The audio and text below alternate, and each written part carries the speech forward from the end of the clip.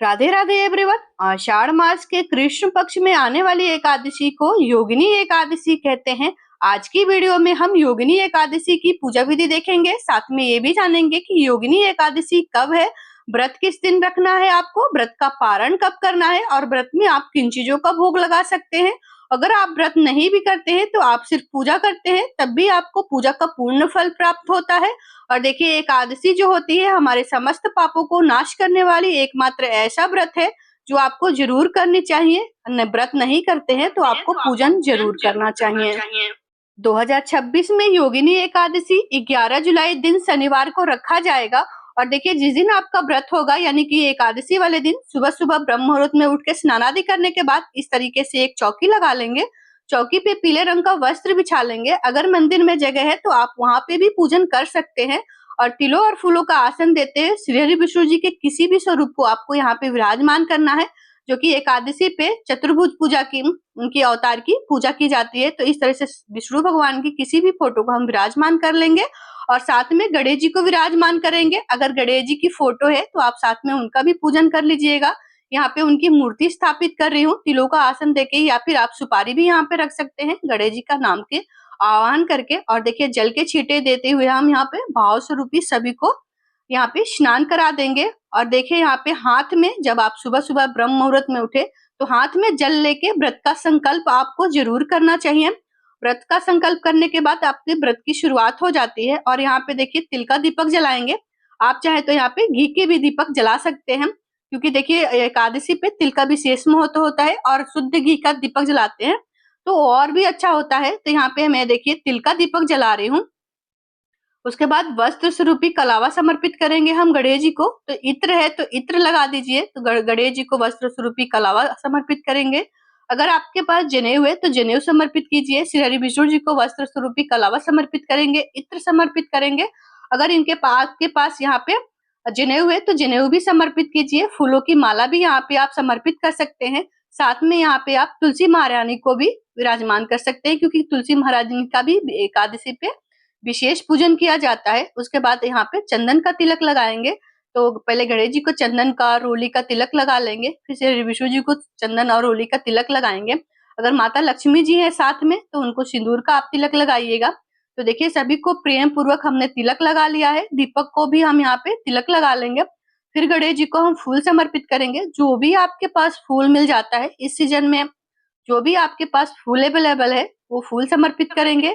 और यहाँ पे आप चाहे तो फूलों की माला भी सभी को समर्पित कर सकते हैं। उसके बाद देखिए, हम यहाँ पे सभी को भोग समर्पित करेंगे। तो बिना तुलसी दलपत्र के गणेश जी को हम भोग समर्पित करेंगे। पंचमेवे का मीठे का भोग मिश्री रखा है हमने। और यहाँ पे श्री हरि विष्णु जी को पंचमेवे का भोग समर्पित करेंगे। और देखिए, एकादशी पे यानी कि योगिनी एकादशी पे मिश्री का भोग लगाया जाता है। यहाँ पे आप बताशे भी भोग लगा सकते हैं, जो कि बताशों में अनाज पाए जाते हैं। और एकादशी पे अन्न का भोग नहीं लगाया जाता है, इस बात का खास ख्याल रखिएगा। तो यहाँ पे मिश्री का, आप गुड़ का भी भोग लगा सकते हैं। जल का भोग लगा लेंगे। एक लोटे में जल भर के हम सूर्य देव को तिल डाल के अर्घ दे देंगे। और यहाँ पे तुलसी दल पत्र तोड़ लीजिएगा, क्योंकि देखिए 11 तारीख को यहाँ पे एकादशी बताई जा रही है। 11 तारीख को 10 को भी एकादशी रख रहे हैं, तो जो कि शुक्रवार शनिवार पड़ रहा है। तो आप बुधवार को ही तुलसी दल पत्र तोड़ के रख ले। और यहाँ पे फल में, भोग में आप जो भी इस समय पे ऋतु फल मिलते हैं उनका आप भोग लगाइएगा, उन्हीं का आप सगार ले सकते हैं। तो जो भी आपको इस समय में ऋतु फल मिल जाते हैं उनका आप भोग लगा सकते हैं, जो आप फलाहार में भी उसको ग्रहण कर सकते हैं। कुछ हम यहाँ पे दक्षिणा रख देंगे। यथासमर्थ पूजा में रहित कमियों को पूरी करता है दक्षिणा, तो यहाँ पे दक्षिणा रख लीजिएगा। उसके बाद हम यहाँ पे एकादशी की बुक कथा ले लेंगे। फिर हम सभी को यहाँ पे तिल समर्पित करेंगे। काले तिल या फिर सफेद तिल आपको मिल जाता है तो गणेश जी को तिल समर्पित करिएगा। श्री हरि विष्णु जी को तिल समर्पित कीजिएगा। थोड़ा सा दिए में तिल डाल देंगे। जितना दिए में तिल चटकता है उतना ही हमारे पापों पे का नाश होता है एकादशी पे। थोड़ा सा लोटे में तिल डाल के सूर्य देव को अर्घ दे देंगे हम यहाँ पे। उसके बाद सभी को हम यहाँ पे श्री हरि विष्णु जी को तुलसी दल पत्र समर्पित करेंगे, क्योंकि देखिए बिना तुलसी दल पत्र के भोग स्वीकार नहीं करते हैं। तो आप यहाँ पे तुलसी दल पत्र और तुलसी मंजरी लगी हुई श्री हरि विष्णु को समर्पित करते हैं, तो आपके सभी मनोकामनाओं को पूर्ण करते हैं वो। और सभी को हम यहाँ पे प्रेम पूर्वक यहाँ पे धूप दिखा लेंगे। तो देखिए, सभी को धूप दिखा लीजिएगा। पूरे घर में धूप की धुनी दे दीजिएगा। कपूर की आरती करेंगे तो उसकी भी आप धुनी दे सकते फिर अपने सीधे हाथों में थोड़ा सा तिल और फूल लेके हम कथा सुन लेंगे या फिर कथा पढ़ लेंगे। आपको भी मेरे चैनल पे कथा मिल जाएगी, वहां से भी आप सुन सकते हैं। और कथा सुनने के बाद जो भी आपके हाथों में तिल और फूल है, प्रभु के चरणों में इस प्रकार से समर्पित कर देंगे। उसके बाद देखिए हम यहाँ पे आरती कर लेंगे। तो आप चाहे तो कपूर से भी आरती कर सकते हैं, और जो दीपक आपने जलाया है उससे भी आप आरती कर लीजिएगा। तो श्री गणेश जी की आरती करने के बाद फिर श्री हरि विष्णु जी की आरती कर लेंगे। ओम जय जगदीश हरे, सभी को हम आरती दिखा के खुद भी आरती ले लेंगे और पूरे घर में आरती दिखा दीजिएगा। फिर 3 बार जल वार के दीपक को हम इस प्रकार से ठंडा कर लेंगे। और जब दीपक ठंडा हो जाए तो आप सूर्यदेव को अर्घ दे दीजिएगा और हाथ जोड़ के पूजा में रहित कमियों की क्षमा याचना करिएगा। और देखिए यहाँ पे सूर्यदेव को अर्घ देने के बाद जो भी भोग प्रसाद है उठा के घर में बांट दीजिएगा।